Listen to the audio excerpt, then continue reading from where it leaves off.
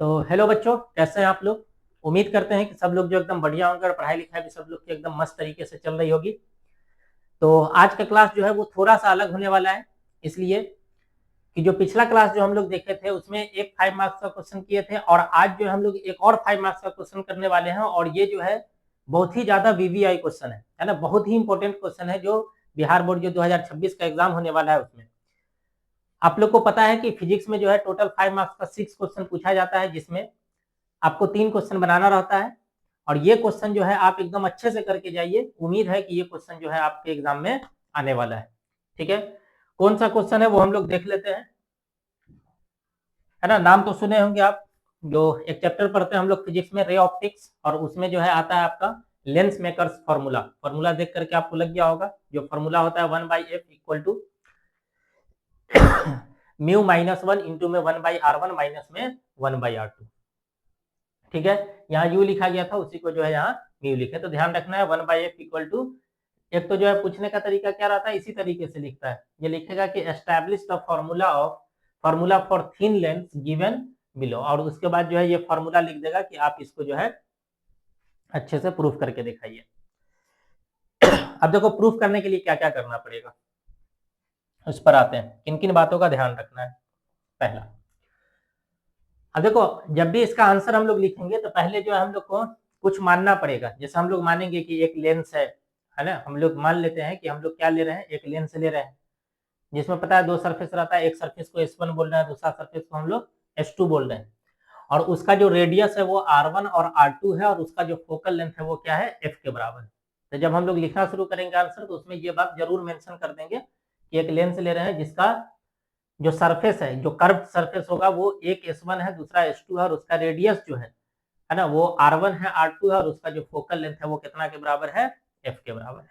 ठीक है, उसके बाद जो मेन काम आता है ना दोस्त, जो मेन काम आता है वो है आपका फिगर।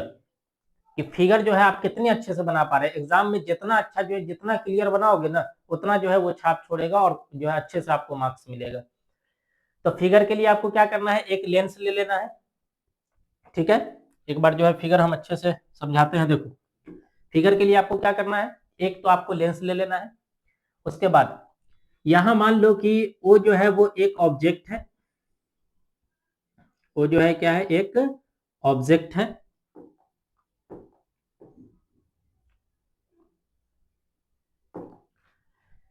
अब बताओ यहां से जब लाइट रे निकलेगा तो ये जाकर के लेंस पर जो है टकराएगा इस तरीके से।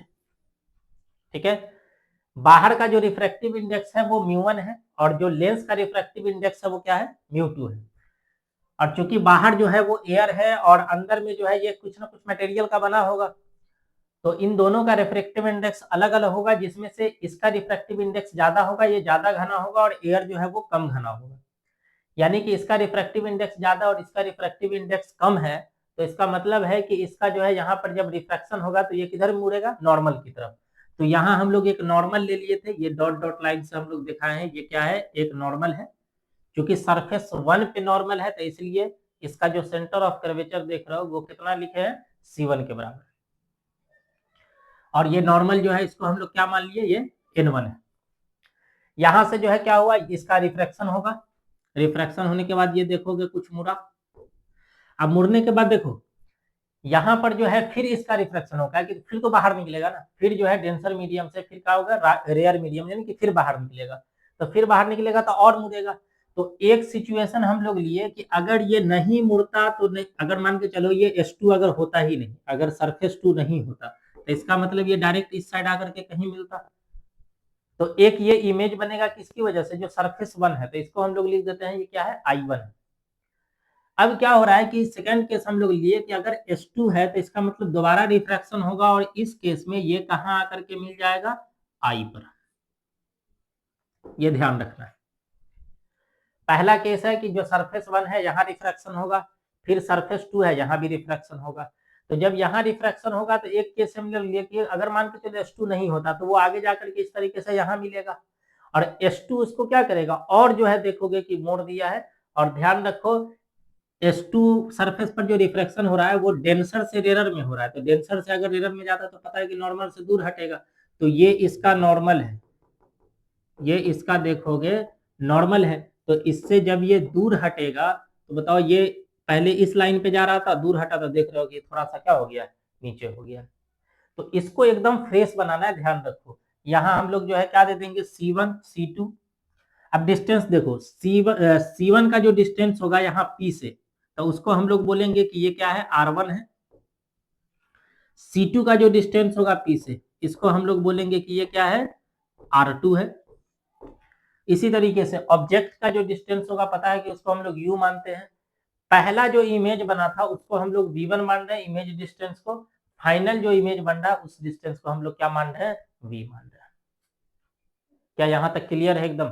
फिगर एकदम क्लियर होनी चाहिए। जितना फ्रेश बनाओगे ना, मेन जो है यही, जब कॉपी चेक करते हैं ना तो सबसे पहले जो है यही चीज जो है एक्सट्रैक्ट करता है एकदम, कि कितना जो है बढ़िया बना हुआ है।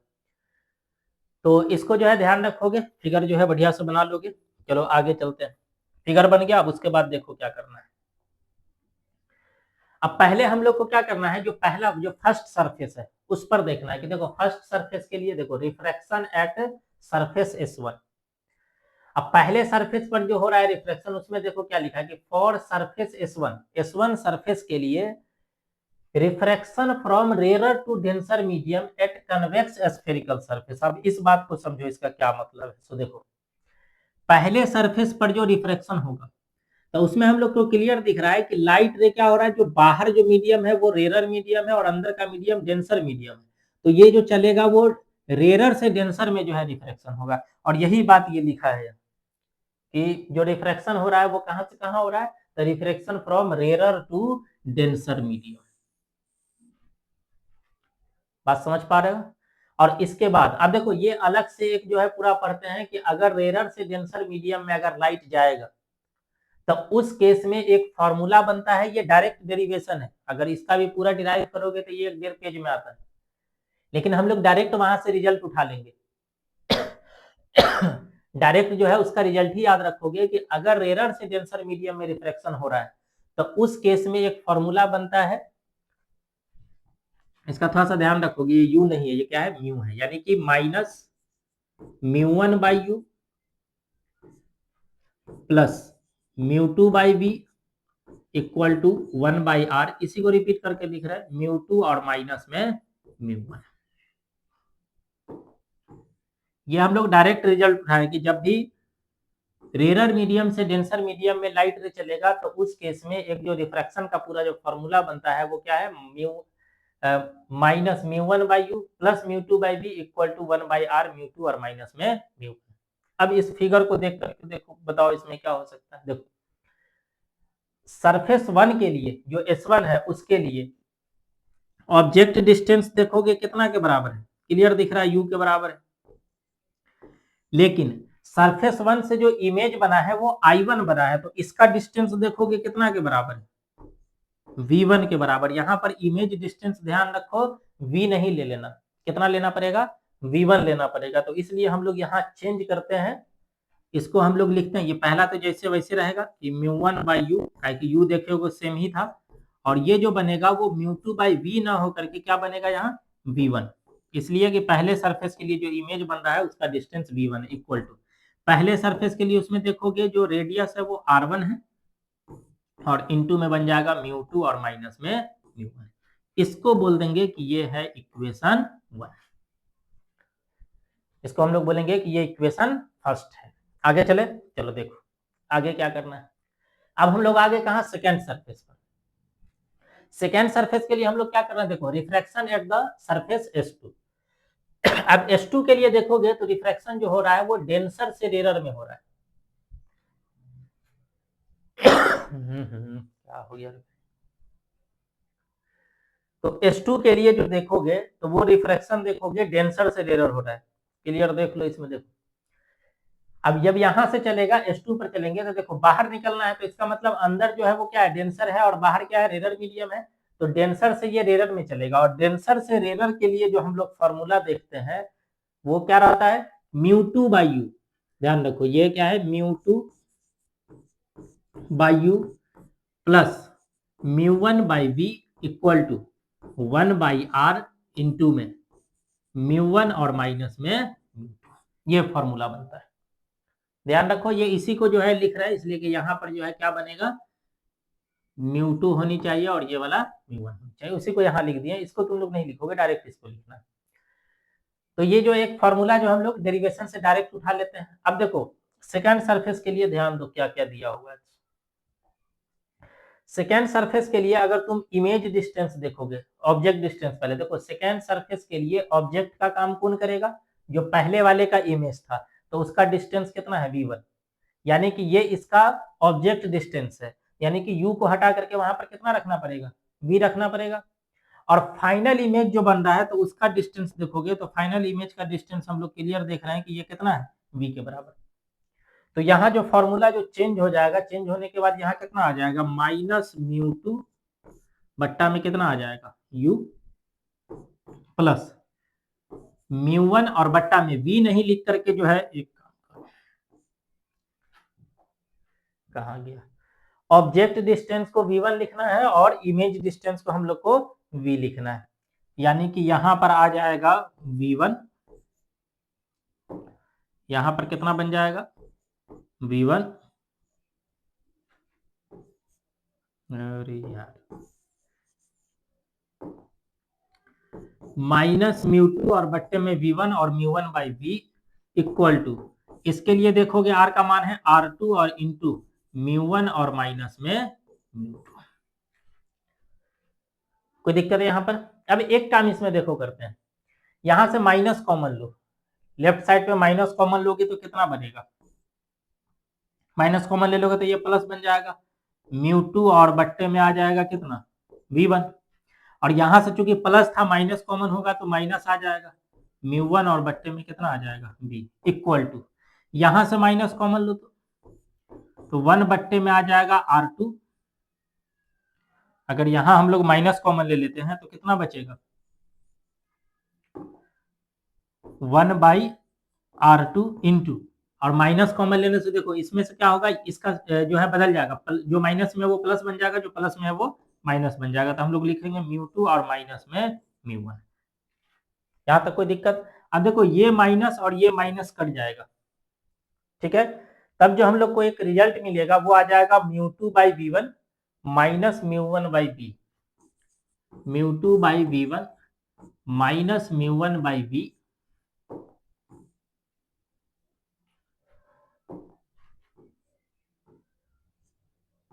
Equal to 1 by r2 into, और ये बन गया था कितना आया था, हाँ μ2 और माइनस में μ1,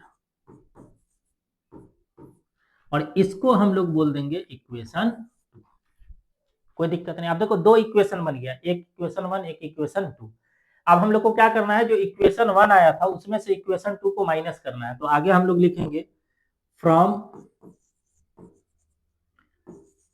इक्वेशन 1 माइनस इक्वेशन 2। पहले इक्वेशन में से हम लोग को क्या करना है, दूसरे इक्वेशन को माइनस करना है। अब देखो पहला इक्वेशन क्या था, जो फर्स्ट इक्वेशन है, इसको पहले हम लोग लिख लेते हैं, कितना है माइनस μ1 बाई यू और plus μ2 by v1, minus μ1 by U minus μ1 by U plus μ2 by v1 plus μ2 by v1 equal to, या इसी में से तो हम लोग को माइनस ही करना है, माइनस किसको करना है तो μ2 वाले को। देखो μ2 वाला कितना आया है, लेफ्ट साइड की बात कर रहे हैं, तो μ2 by v1 minus μ1 by v, इसको माइनस करो, माइनस करना है तो ब्रैकेट में ले लोगे, μ2 by v1 minus μ1 by v equal to, इसके बाद अगर देखोगे तो जो इक्वेशन 1 है इसमें राइट साइड पे कितना है 1 बट्टा r1 μ2 माइनस μ1, तो कितना आ जाएगा, ये आ जाएगा 1 बट्टा में r1, क्या हो रहा है 1 बट्टा में r1 μ2 और माइनस में μ1, और इसमें से माइनस कर देना है 1 बट्टा में r2 इंटू μ2 और माइनस में μ1, ठीक है। अब देखो क्या करना है अपने को, माइनस से अंदर मल्टीप्लाई करो, माइनस से अंदर मल्टीप्लाई करो, कितना बनता है? क्या ये माइनस म्यू टू और बट्टे में v1 बनेगा? माइनस म्यू टू और बट्टे में v1, और ये माइनस माइनस प्लस आ जाएगा म्यू1 और बट्टे में कितना आ जाएगा v, इक्वल टू, ये दोनों देखोगे दोनों में सेम है तो इसको कॉमन ले लो, म्यू टू और माइनस में म्यू1, तो अंदर कितना बच जाएगा? इसमें बचेगा r1 और इसमें बच जाएगा r2। क्या ऐसे ही चलेगा? इसमें देखोगे जितना प्लस में हो उतना ही माइनस में, तो ये तो कट जाएगा, तो अब कितना बच जाएगा? प्लस वाले को पहले लिखना है तो म्यू1 बाई बी, और माइनस में लिखना है म्यू1 बाई यू, और बाकी राइट साइड का जो है उसको उतार देना, म्यू1 बाई बी और माइनस में mu one by U, mu one by B minus में म्यू1 बट्टे में यू,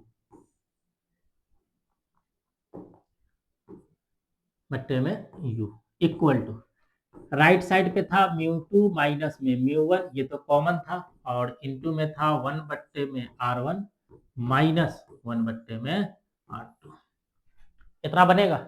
अब देखो क्या करना है, तो इसमें से म्यू1 कॉमन ले लो, म्यू1 कॉमन लोगे कितना बनेगा? 1 बाई बी माइनस में 1 by u, equal to mu two right side पे जैसे वैसे लिखते चलो, 1 बाई r1 माइनस में 1 बाई r2। अब एक काम करते हैं, देखो 1 बट्टा वी माइनस 1 बट्टा यू ये रह जाएगा, और ये जो म्यू1 जो मल्टीप्लाई में है वो दूसरे साइड पर जाकर के डिवाइड हो जाएगा, तो देखो डिवाइड में हम लोग इस तरीके से लिख सकते हैं, म्यू टू माइनस म्यू1, या तो पूरे में डिवाइड करो या इस तरीके से लिख दो, और इनटू में बचा हुआ है 1 by r1 minus 1 by r2, इतना ही बचा हुआ है। अब एक काम करते, देखो लेंस फार्मूला पढ़े होगे, लेंस फार्मूला क्या होता है? 1 by v minus 1 by u बराबर 1 बाई एफ, तो क्या ये 1 बाई वी और माइनस में जो 1 बाई यू है इसको लिख सकते हैं 1 बाई एफ, अब 1 बाई एफ इक्वल टू, इसमें अलग अलग डिवाइड करोगे तो ये बन जाएगा म्यू टू बट्टा में म्यू1 माइनस म्यू1 और बट्टे में म्यू1, दोनों को अलग अलग डिवाइड कर दिए, 1 बट्टा में r1 माइनस में 1 बट्टा में r2, एकदम सिंपल कैलकुलेशन है, ध्यान रखो। अब कितना हो जाएगा? 1 by F equal to mu two by mu one जो है ये रिलेटिव जो है रिफ्रैक्टिव इंडेक्स है, तो इसको हम लोग क्या करेंगे, म्यू टू और बट्टे म्यू1 को एक ही साथ हम लोग म्यू मान लेते हैं, और ये कट के कितना आ जाएगा 1, और इनटू में आ जाएगा 1 बट्टा में r1 माइनस में 1 बट्टा में r2, और यही अपने को बोल रहा था प्रूफ करने के लिए, यहां लिख देंगे हम लोग प्रूफ्ड।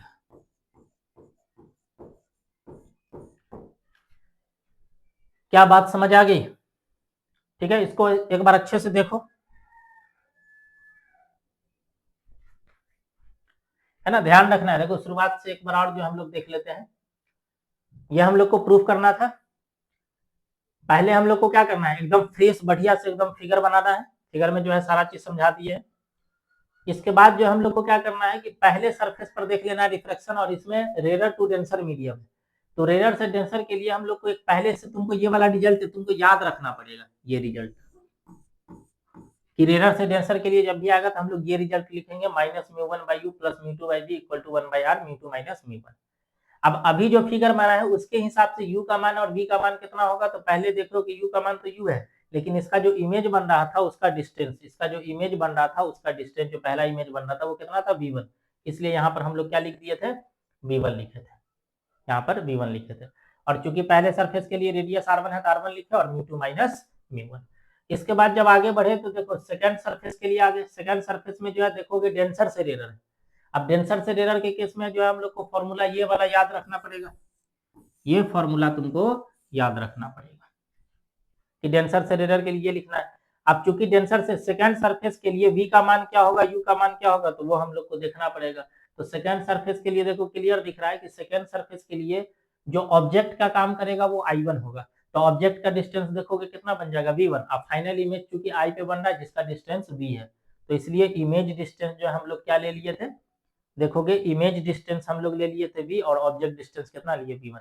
फिर बाद में इसमें से माइनस लेकर के कट उट किए, कितना आया है फिर इसी को जो है जब इक्वेशन 1 और 2 बन जाएगा तो इक्वेशन 1 और 2 का जो लेफ्ट साइड है उसको लेफ्ट साइड से घटा दोगे, राइट साइड वाले को राइट साइड वाले से घटा दोगे, है ना। उसके बाद आगे कैलकुलेट करोगे, फिर जब यहाँ आ जाओगे तो तुमको 1/v माइनस 1/u बन जाएगा, जिसको 1/f लिख देंगे। μ2/μ1 जो है उसको एक ही साथ हम लोग जो है म्यू लिख देंगे, माइनस में ये कटने के बाद कितना आ गया 1, और उसके बाद 1/r1 माइनस में 1/r2। क्या बात समझ गए? तो इसको अच्छे से जो है कंप्लीट कर लोगे, इतना समझ लो कि एग्जाम में बस आ ही गया हुआ है ये, सिर्फ और सिर्फ इसको बढ़िया से जो है करके और एग्जाम में जा करके लिखना है। तो एकदम बढ़िया से जो है इसको कंप्लीट कर लो, फिर जो है आगे देखते हैं जो है कोई क्वेश्चन जो है एक और 5 मार्क्स का क्वेश्चन जो है देखते हैं, फिर उसको जो हम लोग कवर करेंगे नेक्स्ट वीडियो में।